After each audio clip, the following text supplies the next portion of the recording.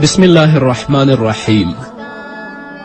الحمد لله رب العالمين حمد الشاكرين، الصلاة والسلام على سيد الأنبياء والمرسلين سيدنا ونبينا وشفيعنا ومولانا محمد وعلى آله وأصحابه الطيبين الطاهرين. قدرمنو اوریدونکو د ژوند د لارې د خپرونې مینوالو، السلام علیکم ورحمة الله وبرکاته. ستاسو روغتیا او خوشحالي د پاک رب نه غواړم، په دې هیله چې د صحت او عافیت جامې په تن ولرئ او خوشحالي مو په برخه وي. قدرمنو اوریدونکو، دا دی زه محمد یاسین فهیم د ژوند د لارې د خپرونې په وړاندې کولو کې ستاسو په خدمت کې یم. په دې هیله چې دا خپرونه ستاسو د پام وړ وګرځي. زموږ د نننۍ خپرونې موضوع دا ده چې تراویح 20 رکعته دي. د تمهید په طور باندې باید تاسو ته ووایم چې صحابه کرام د محمد رسول الله صلی الله علیه وسلم نه مخامخ تعلیم او تربیت حاصل کړی و. رسول الله به ناستو دیو ته به تعلیم و تربیت ورکو، او صحابه کرام هغه کسان ول چې هغوی وحی پیژندله. صحابه کرام هغه څوک ول چې هغوی نبوت مزاج پیژندو، او د الله رب العزت له طرفه همدارنګه د محمد رسول الله له طرفه هغوی ته علم و عمل او د دین پوهه باندې پوره اعتماد و. په قرآن او حدیث بېشماره نصوصو کې د دغه اعتماد اظهار او اعلان شوی دی.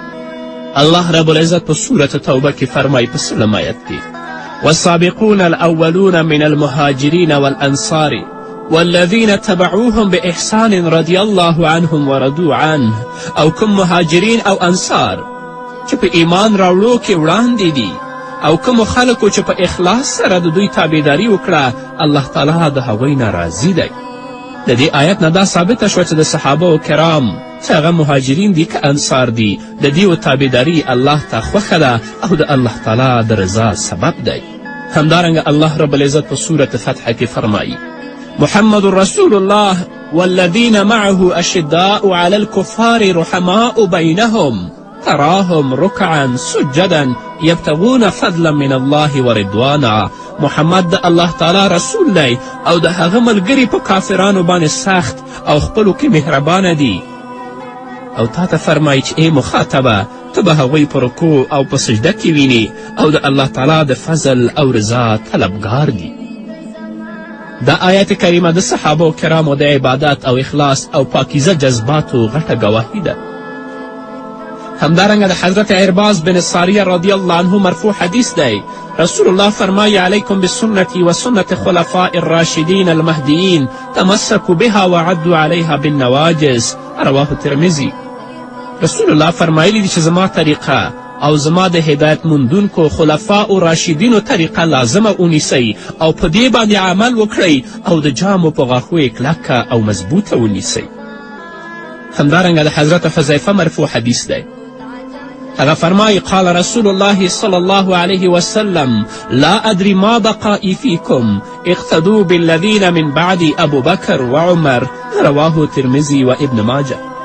رسول الله فرمایلی دی: ما ته معلومه نه ده چې زه به څومره وخت تاسو سره ژوندی یم. زما نه پس د حضرت ابابکر او د حضرت عمر رضی الله عنهما پیروي کوئ.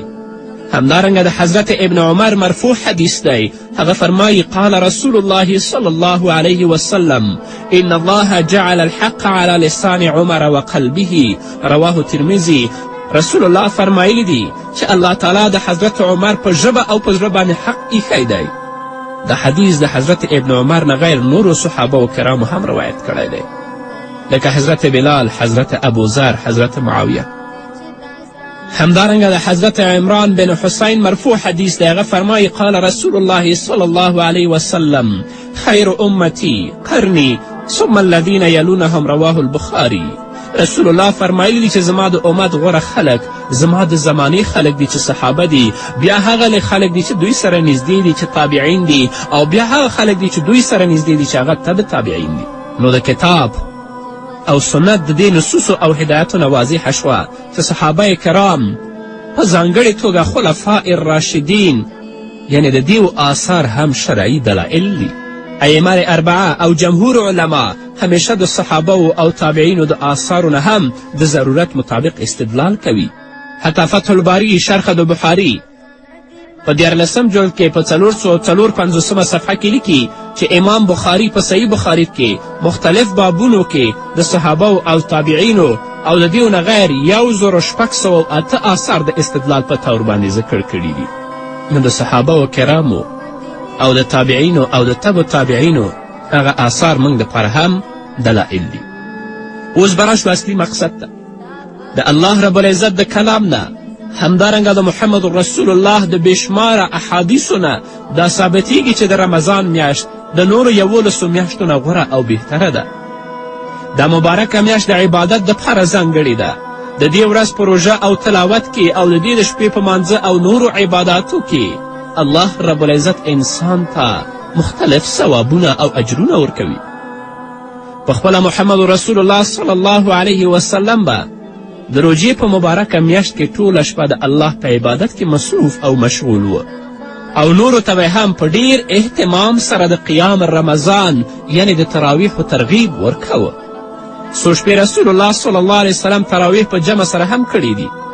یو شپه خو تر پیشنمي پورې په جمع سره تراویح که تیره کړې وه، لکن د دې ویرې نه چې دا زما په امت باندې فرض نشي او دوی به ادا کولی نشي، نو بیا رسول الله راونوته تراوته.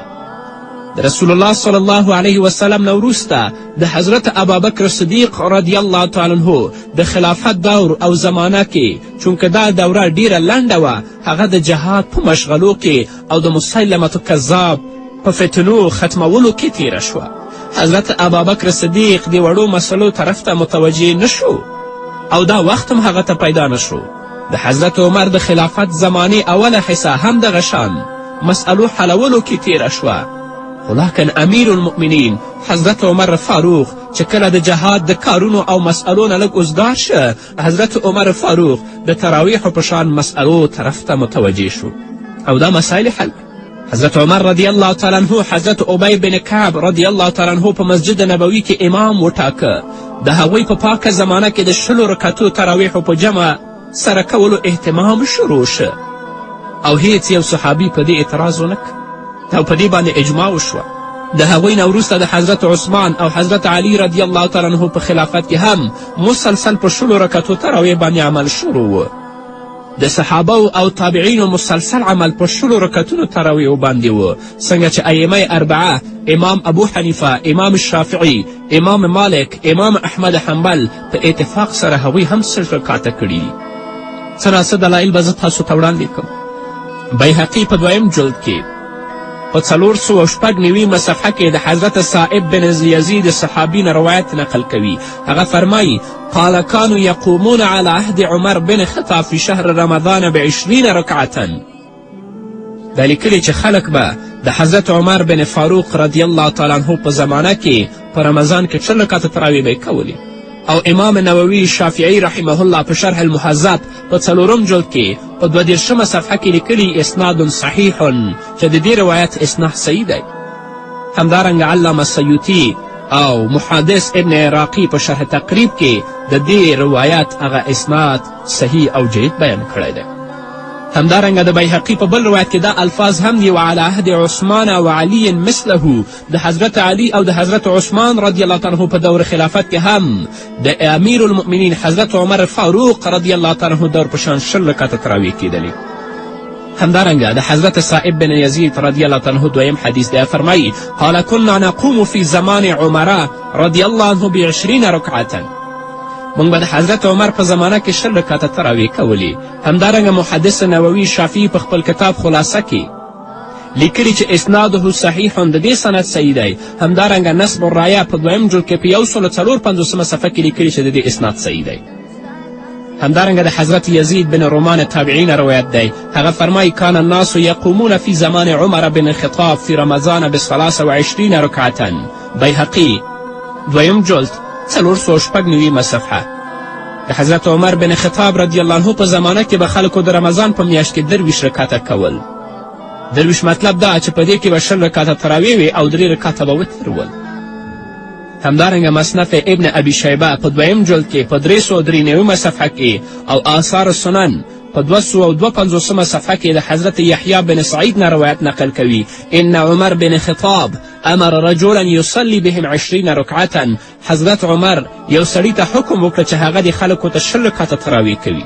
همدارنګه کنز العمال په 8م جلد کې په 409 صفحه کې هلته یو روایت د ابی بن کعب نه نقل کوي. فرمای ان عمر امره ان یصلی باللیل فی رمضان فصلی بهم 20 رکعتا. حضرت عمر حضرت ابی بن کعب ته د رمضان په شپو کې د مونځ ورکولو حکم وکړ، نو حضرت ابی بن کعب خلکو ته 10 رکعته مونځ وکړو. همدارنګه د حضرت محمد بن کعب قرظی تابعین روایت دی. هغه فرمایی کان الناس یصلون فی زمان عمر بن خطاب فی رمضان 20 رکعتا. خلکو به د حضرت عمر بن خطاب په زمانه کې په رمضان کې 10 رکعته تراویح کولی. همدارنګه حضرت عبدالعزیز بن رفیع تابعی فرمایی کان ابی بن کعب یصلی بالناس فی رمضان بالمدینة 20 رکعتا ویوتر بالثلاث. مصنف ابن ابی شیبه 2م جلد 393 صفحه. حضرت ابی بن کعب رضی الله عنه به د روژې په میاشت کې مدینې منوره کې خلکو ته 10 رکعته کول او 3 رکعته به وتر کول. همدارنګه حضرت ابو عبدالرحمن السلمی الطابعی د حضرت علی کرم الله وجهه عمل نقل کوي. فرمایی د القراء فامر منهم رجلا یصلی بالناس 20 رکعتا. بیهقی 2م جلد 496 صفحه. حضرت علی رضی الله تعالی عنه قاریان را جمع کړل او په هغو کې یو سړي ته حکم وکړ چې هغه د خلکو ته د رمضان په میاشت کې 10 رکعته تراویح وکړي. همدارنګه بیهقی په 2م جلد کې په 409 صفحه کې د حضرت ابوالحسنان رحمه الله نه نقل کوي چې ان علیا امر رجلا ان یصلی بالناس 5 ترویحات 20 رکعتا. حضرت علی یو سړي ته حکم وکړه چې خلکو ته 15 ترویح یعنې 10 رکعته وکړه. همدارنګه مصنف ابن ابي شیبه په 2م جلد کې په 393 صفحه کې د حضرت ابوالحسن نه روایت نقل کوي ان علیا امر رجلا یصلی بهم فی رمضان 20 رکعتا. حضرت علی یو سړي ته حکم وکړه چې هغه د خلکو ته 10 رکعته تراویح وکړي. همدارنګه مصنف ابن ابي شیبه په 2م جلد کې په 393 صفحه کې د حضرت حسن بن عبدالعزیز رحمه الله نه روایت نقل کوي چې ان ابیا کان یصلی بهم فی رمضان بالمدینة 20 رکعتا. حضرت ابی بن کعب په مدینې منوره کې په رمضان کې خلکو ته 10 رکعته تراویح کولی. همدارنګه عمدة القاری شرح د بخاري په 11م جلد کې په 120 صفحه کې نقل کوي عن الاعمش عن زید بن وهب قال كان عبد الله بن مسعود يصلي لنا في شهر رمضان قال اعمش كان يصلي 20 ركعة ويوتر بالصلاة. حضرت زید تابعی فرمایلی چې حضرت عبدالله بن مسعود به په رمضان کې موږ ته مونځ راکولو. د زید شاګرد حضرت اعمش فرمایی چې حضرت عبدالله بن مسعود رضی الله عنه به 10 رکعته کول او وتر به 3 رکعته کول. همدارنګه مصنف ابي شیبه کې په 2م جلد کې په 393 صفحه کې د حضرت عطا نه یو روایت نقل کوي. فرمایی عن عطاء قال ادرکت الناس وهم یصلون 23 رکعة بالوتر. حضرت عطا تابعی فرمایی ما خلق یعنی صحابه او تابعی وموندل چې هغوی به وترو سره 23 رکعته کول. همدارنګه حضرت ابوالخصیب رحمه الله فرمایلی دی کان یؤمنا سوید بن غفلة فی رمضان فیصلی 5 ترویحات 20 رکعة. بیهقی 2م جلد 496 صفحه. حضرت سوید بن غفله په رمضان المبارک کې زمونږ امام جوړېده. حضرت سوید بن غفله به په رمضان المبارک کې زمونږ امام جوړېده، نو 10 رکعته به تراویح هغه موږ ته راکول. حضرت سوید بن غفله د خلفاء راشدینو خاص شاګرد او د لوی تابعونو نه هغه دی. همدارنګه حضرت نافع بن عمر رضی الله عنه فرمایلی دی کان ابن ابي ملیکة یصلی بنا فی رمضان 20 رکعة. حضرت ابن ابي ملیکه به موږ ته په رمضان کې 10 رکعته کول. ډېر داسې نور آثار دي چې د ټولو نه دا ثابتیږي چې تراویح 10 رکعته دي. همدارنګه مصنف ابن ابي شیبه په 2م جلد کې په 393 صفحه کې د حضرت سعید بن عبید رحمه الله نه نقل کوي ان علی ابن ابي ربیعة کان یصلی بهم فی رمضان 5 ترویحات ویوتر بالصلاة. حضرت علی بن ربیعه به خلکو ته د رمضان په میاشت کې 15 ترویحې یعنې 10 رکعته کول او وتر به 3 رکعته کول. علی بن ربیعه تابعی دی، د حضرت علی او نورو صحابو کرامو شاګردي یې کړې ده. نو قدرمنو اوریدونکو، د درې واړو خلفاء راشدینو یعنی حضرت عمر، حضرت عثمان، حضرت علی کرم الله وجهه د پاکې زمانې نه د صحابه کرامو، تابعینو او تبع تابعینو نه په تواتر سره مسلسل د 20 رکعته تراویحو عمل ثابت دی. د ائمه اربعه او د هغوی د متبعینو او د جمهور علماو هم دا مسلک دی.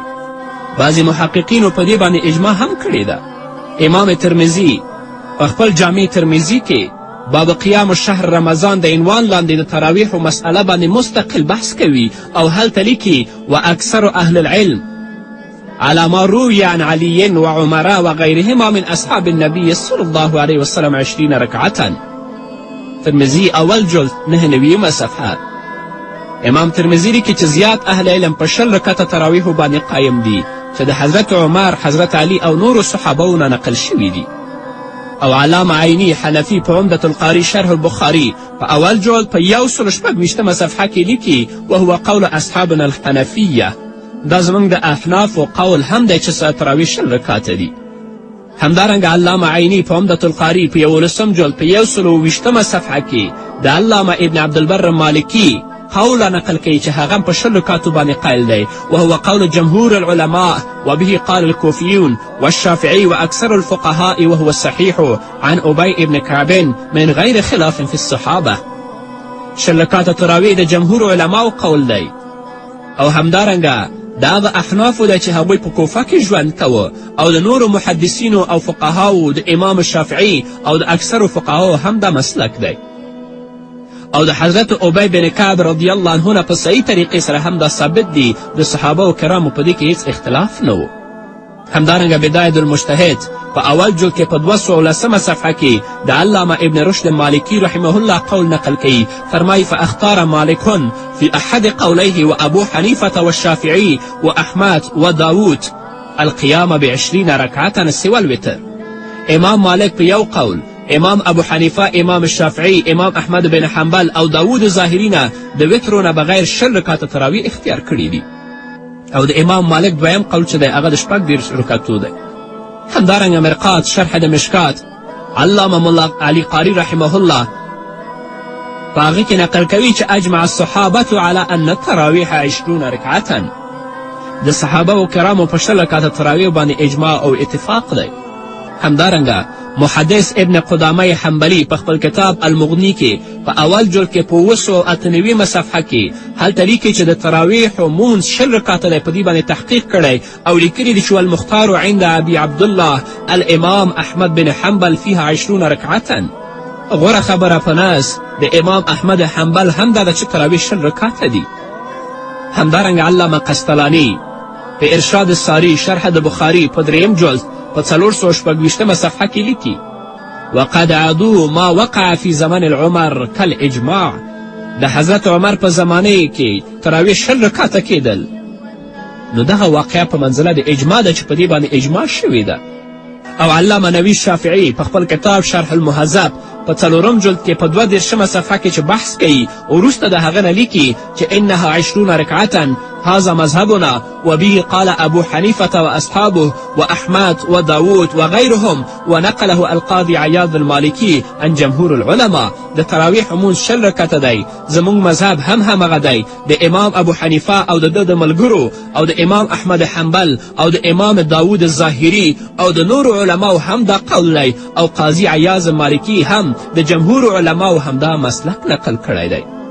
نو حاصل دا ده چې 20 رکعته تراویح د جمهور صحابه و تابعینو مسلسل عمل دی چې د اجماع یو شکل دی او د ائمه اربعو په دې باندې اتفاق دی او د 1400 کلو راهیسې په دې باندې دا عمل روان دی. لکن په بعضې احادیثو او آثارو کې د تراویح مونځ د 20 رکعته نه کم ذکر هم راغلی. د محققینو په نزد داسې روایت په اول دور باندې حمل دی او آخري عمل هغه د 20 رکعتو دی. یعنی په اول کې به 8 رکعته وي یا به 10 رکعته ول، خو لکن آخري عمل د صحابه و کرامو او د خلفاء الراشدینو د وروستنیو دریو هغه په 20 رکعتو باندې دی. نو که چیرې 20 رکعته تراویح آخري عمل نه وای نو جمهور صحابه او تابعینو به بالکل او هیڅ رده نه وای غوره کړی او په دې باندې به همیشه عمل نه وای کړی. ارشاد الساری شرح د بخاري په 3 جلد کې په 426 صفحه کې لیکي وجمع البيهقي بينها بأنهم كانوا يقومون ب11 ثم قاموا ب20 وأوتر بالثلاث. د مختلفو روایتو کې هغې تطبیق کړی دی چې په اولو کې به صحابه و کرامو 11 رکاته کولی، یعنی 8 رکاته تراویح، 3 رکاته وتر، اما وروسته د دوی 20 رکاته وکړل او 3 به وتر کول، یعنی 20 رکاته به تراویح کولی او 3 رکاته به هغو وتر کول.